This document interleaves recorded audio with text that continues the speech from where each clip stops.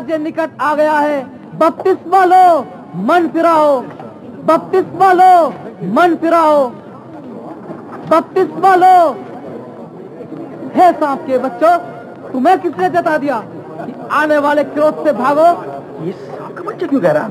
इसकी हिम्मत कैसे हुई कहने की? तो मन फिराओ के योग्य फल लाओ और अपने अपने मन में यह ना सोचो कि हमारा पिता इब्राहिम है, क्योंकि मैं तुमसे कहता हूँ कि परमेश्वर इन पत्थरों से इब्राहिम के लिए संतान उत्पन्न कर सकता है। हाँ, ये बिल्कुल सही कहता है। हमें अपने पापों से पश्चाताप करना चाहिए। और अब समझ लो, कुल्हाड़ा पेड़ की जड़ पर रखा हुआ है, इसलिए जो पेड़ अच्छा फल नहीं लाता वह काटा और आग में झोंका जाता है। मैं तो पानी से तुम्हें बपतिस्मा देता हूँ, परंतु जो मेरे बाद आने वाला है वह मुझसे शक्तिशाली है। शक्तिशाली? हमसे ज्यादा शक्तिशाली कौन है? और ये किसके बारे में बात कर रहा है? मैं तो उसकी जूती उठाने के योग्य नहीं। इसकी जूती उठाने के योग्य नहीं है? वो तुम्हें पवित्र आत्मा और आग से बपतिस्मा देगा। उसका सूप उसके हाथ में है और वो अपना खलिहान अच्छी रीति से साफ करेगा और अपने गेहूं तो अच्छे खट्टे में खट्टा करेगा, परंतु भूसी को उस आग में जलाएगा जो बुझने की नहीं। ये अधिकार दिया किसने इसे? अरे मैं तो कहता हूँ कि तुम बतलाओ कि हो क्या रहा है इसे? पता नहीं, हमारी भी समझ से बिल्कुल बाहर। पता नहीं, हमें इसकी बात पर विश्वास करना चाहिए। बोल रहा हूँ कि अरे भाई बिल्कुल गलत है। हमें इसकी बात पर विश्वास करना चाहिए। क्यों चाहिए हमें ऐसे? तौबा का बपतिस्मा की बात करता है। ये तो ऐसे हमने ऐसा क्या कर दिया? इसको कोई बड़ा अधिकार नहीं दिया है। हमने ऐसा क्या कर दिया? करनी चाहिए। नहीं, क्यों करनी चाहिए हमें तौबा? ये सही बोलता है। अच्छा, इसको अधिकार किसने दे दिया सब बोलने? हाँ, समझ में नहीं आता। बड़े अधिकार से बोलता है और ये भी तो साधारण मनुष्य है। हाँ बिल्कुल। ये कैसे हमें आदेश दे सकता है और हमें गुनाहगार बताता है?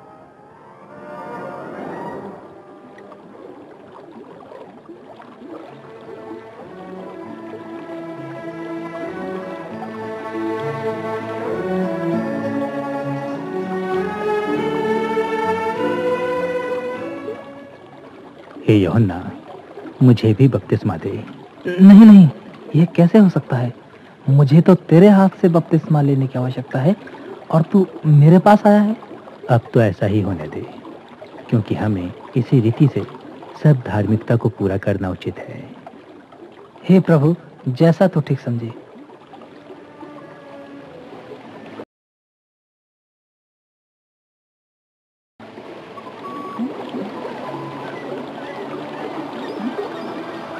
ये मेरा प्रिय पुत्र है, जिससे मैं अत्यंत प्रसन्न हूँ।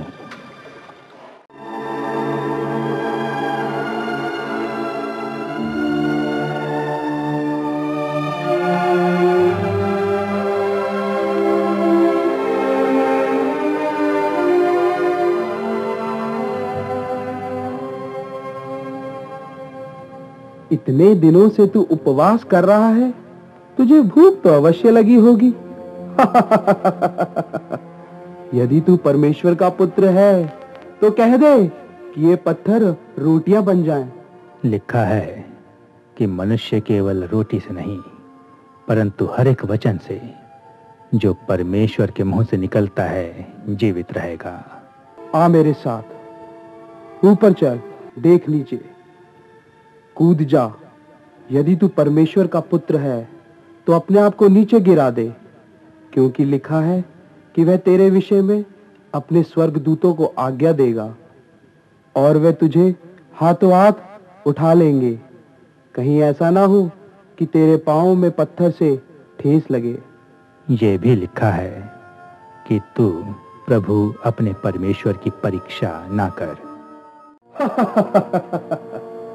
यहां और ऊपर आ, देख, ये सब कुछ जो तू देख रहा है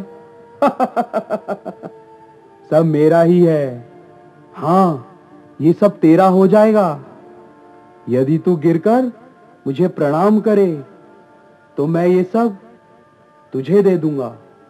हे शैतान, दूर हो जा, क्योंकि लिखा है कि तू प्रभु अपने परमेश्वर को प्रणाम कर और केवल उसी की ही उपासना कर। दूर हो जा।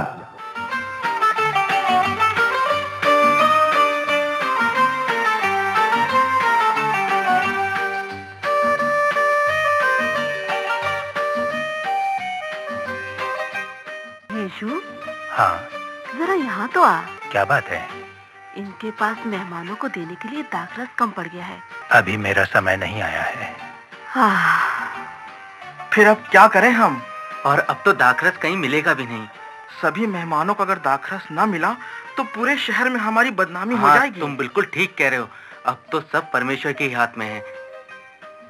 ऐसा करो, इन 6 मटकों को पानी से भर दो। क्या? इन मटकों में पानी भर दे?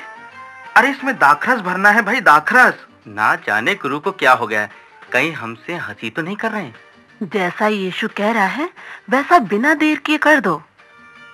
परंतु अरे ठीक है, मैं समझ गया हूँ। जैसा गुरु की माँ कह रही है हम वैसा ही कर देते हैं।